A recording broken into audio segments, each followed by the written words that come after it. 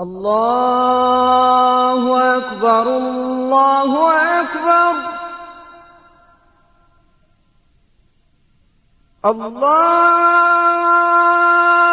أكبر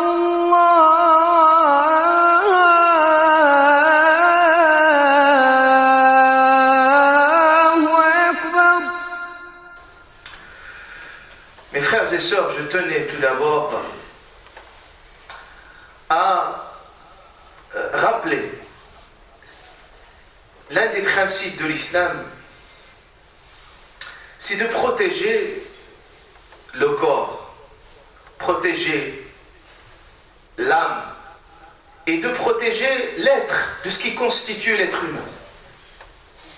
Parce que l'être humain, c'est un être de raison qu'Allah subhanahu wa ta'ala lui a donné un cerveau, une capacité de discernement et de compréhension. Et il l'a privilégié par cette capacité d'analyse, de raisonnement, de compréhension que les autres créatures n'ont pas ce niveau et cette faculté de raisonnement très développée. Même s'il existe pour d'autres, mais il est très développé, très sophistiqué chez l'être humain. Et aussi, Allah Ta'ala lui a donné un corps. Et ce corps, dans le Coran al-Karim, maintes fois Allah Ta'ala, la beauté de cette création, et comme quoi Allah Ta'ala a créé l'être humain, et il l'a façonné de la meilleure des façons. Ce corps est une machine très sophistiquée. Il fonctionne de façon très étonnante et très subtile. Une intelligence de ce corps dans son fonctionnement. Aussi, on a une psychologie, un psyché à l'intérieur de nous, nafs, qu'il faut également protéger et préserver. Et toutes les prescriptions de l'islam convergent vers ce sens. D'ailleurs, il suffit de voir et de constater. Pourquoi on parle précisément de ce sujet?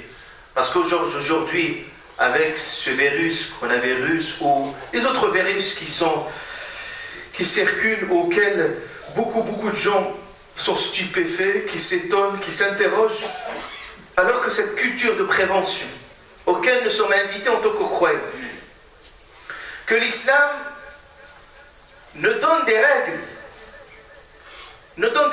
On ne mange pas n'importe quoi, on boit n'importe quoi, et même on ne boit pas, on ne mange pas de n'importe quelle façon. L'islam, il nous a donné un code réglementé de tout ce qu'il faut faire, tout ce qu'il ne faut pas faire, en termes de propreté. Vous imaginez ce que prescrit l'islam en termes de code comportemental, ce que chaque individu est censé faire.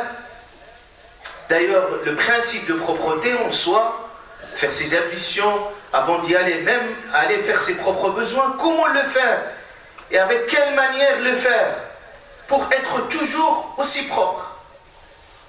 Il va encore, l'islam même, avant de manger, il ne te dit pas, tu dois te laver tes mains.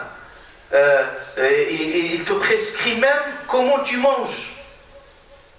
Et même quelle quantité il faut manger. Et de quelle façon il faut manger. Comment il faut boire. Vous imaginez, même l'islam nous dit même, il faut boire, est-ce qu'il faut boire debout, est-ce qu'il faut boire assis, qu'est-ce qu'on commence par quoi, et qu'est-ce qu'on mange. Il nous interdit un certain nombre d'aliments. Ça, c'est interdit de manger ça. C'est interdit de boire ceci et boire cela. Tout cela, c'est de l'intérêt de l'humain. Et de l'intérêt de l'humain. Et de jour en jour, on découvre les méfaits du non-respect de ce genre des prescriptions religieuses qui sont censées nous protéger. Donc, l'islam aussi nous dit que il nous dit que le corps a un droit. Ça veut dire que ton corps, tu n'as pas le droit, au nom d'une liberté donnée, de faire ce que tu veux. Le corps, c'est pas une poubelle. C'est pas une poubelle, on doit jeter tous les déchets. L'islam, il te dit non. Attention. Ce corps-là, c'est un dépôt. Allah Ta'ala, il te l'a donné. Il te l'a donné propre, bien entretenu. Donc, entretiens ce corps comme il se doit.